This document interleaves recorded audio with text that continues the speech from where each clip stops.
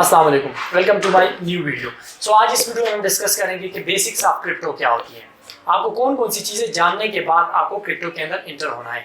तो जिस तरह हमने बताया, सेंट्रलाइज सिस्टम आपको जानना पड़ेगा, डिसेंट्रलाइज सिस्टम आपको जानना पड़ेगा, क्योंकि क्रिप्टो के अंदर दोनों ही वर्कआउट कर रहे हैं और परफॉर्मेंस जो है डिसेंट्रलाइज की बेस्ट है, बट उसके अंदर गवर्नमेंट लेवल पे या इंस्टीट्यूशन लेवल पे कुछ इश्यूज आ रहे हैं जो कि हम फेस कर रहे हैं, बट उसका प्रॉब्लम जो है सॉर्ट आउट अभी नहीं हो पा रहा। तो इस वजह से हम सेंट्रलाइज पे ज़्यादा फोकस कर रहे हैं या सेंट्रलाइज के अंदर ज़्यादा इन्वेस्टमेंट करते हैं।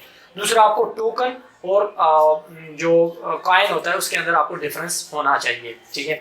उसके बाद आपको memes coin, DeFi coin, metaverse coins, gamify coins, जितने भी ये प्रोजेक्ट्स हैं उन सब के बारे में इंफॉर्मेशन होनी चाहिए, क्योंकि इसके पीछे कंप्लीट इकोसिस्टम होता है जो कि आपको बताता है कि इनके जो फ्यूचर्स के क्या प्लान हैं।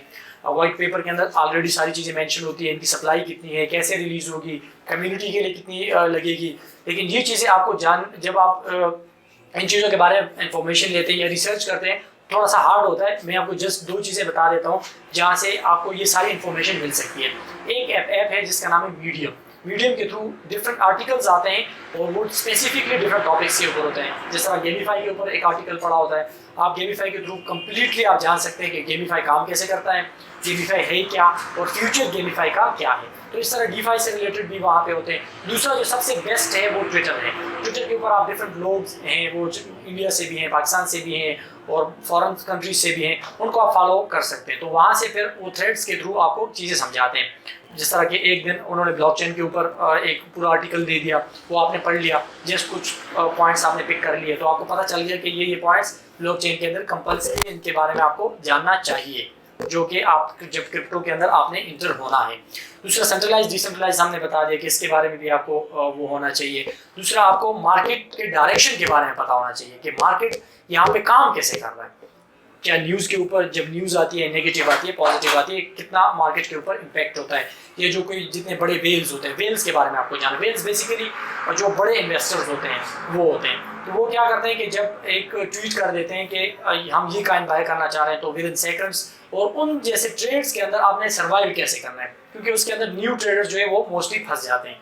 जिस तरह अगर एलन मस्क डोज कॉइन के ऊपर एक ट्वीट करता है या जस्ट एक पिक्चर डाल देता है, तो सारे जो है उसके पीछे आ जाते हैं और हमें एंट्री कब मिलती है, टॉप के ऊपर। जब टॉप के ऊपर एंट्री मिलती है तो वो अपना सेल आउट कर लेते हैं और फंस हम जाते हैं लॉन्ग टर्म के लिए, चाहे वो शॉर्ट टर्म के लिए, या हम उससे निकलने के लिए फिर क्या करते हैं कि अपने जो लॉसेस है वो ले लेते हैं और वहाँ से विंस के निकल जाते हैं।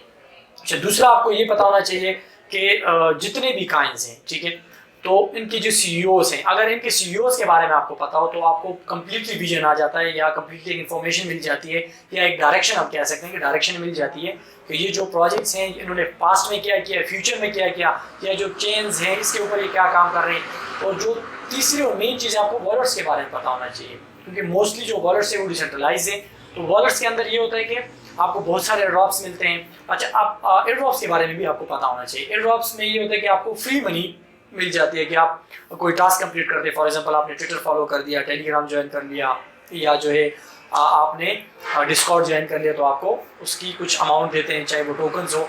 रिसेंटली मुझे एक एयरड्रॉप मिला था SFP के नाम से, सेफपाल वॉलेट का था। उन्होंने जस्ट कहा था कि आपने $100 इस कॉइन के अंदर इन्वेस्ट करने हैं, 7 दिनों के लिए आपने उसको स्टेक करवाना होता है। तो जब आप स्टेक करवाते हैं तो जब वो टाइम पूरा होता है उसके बाद आपको वो एक रिवॉर्ड देते हैं, वो कुछ भी हो सकता है। तो मुझे जो रिवार्ड मिला था वो 7 BNB बन गए थे, मींस के वो 8-10 लाख रुपए बन गए थे, जो कि मैंने विड्रॉ कर लिए थे। उसमें से मैंने 5 अकाउंट में इन्वेस्ट किया था, बट तो 4 अकाउंट जो थे वो मैंने जल्दी में कर लिए थे। लेकिन जो हमारे पास एक अकाउंट था, उस अकाउंट के जो मुझे कीज थे वो भूल गए थे, पासवर्ड भूल गया था, तो उस पर फिंगरप्रिंट था और मैं पासवर्ड ट्राई कर रहा था। तो जब मैंने फिंगर लगाया तो वो मुझे मिल गया। तो ये आपको एयरड्रॉप्स के बारे में पता होना चाहिए। ग्लीम्स, एयरड्रॉप्स के अंदर फिर बहुत सारी टाइप्स हैं। जिस तरह उसके अंदर ग्लीम्स आता है, उसके अंदर ट्विटर के सिंपल एयरड्रॉप्स होते हैं, ट्विटर स्पेसेस होते हैं, मास्टर क्लासेस होती हैं, बहुत सारी चीज़ें। जब आप ट्विटर के ऊपर जाते हैं तो आपको डिफरेंट चीज़ें डिफरेंट इंडस्ट्री के लोगों से मिल जाती हैं। अच्छा, आपने अंधाधुंध किसी भी प्रोजेक्ट के अंदर इन्वेस्टमेंट नहीं करनी है। ये बेसिक लेवल की चीज़ें हैं, क्योंकि बहुत सारे प्रोजेक्ट्स ऐसे आते हैं मार्केट के अंदर कि वो आपको कहते हैं कि आप इन्वेस्ट करें, आपके पैसे हम ये कर रहे हैं, हम वो कर रहे हैं, और एट द एंड कुछ भी नहीं होता और आपके मनी जो है वो लेके निकल जाते हैं। ओपन मार्केट के अंदर कभी भी आपने ट्रेडिंग नहीं, जिस तरह काइन मार्केट कैप है, काइन जीको है, या और इस तरह के मार्केट्स हैं जहाँ पे आपको डिफरेंट काइंस मिलते हैं, तो वहाँ पे आपने ये चीज़ें नहीं करनी, क्योंकि बहुत सारे काइंस ऐसे हैं कि वहाँ पे लिस्ट हो जाते हैं और मोस्टली स्कैम कर लेते हैं।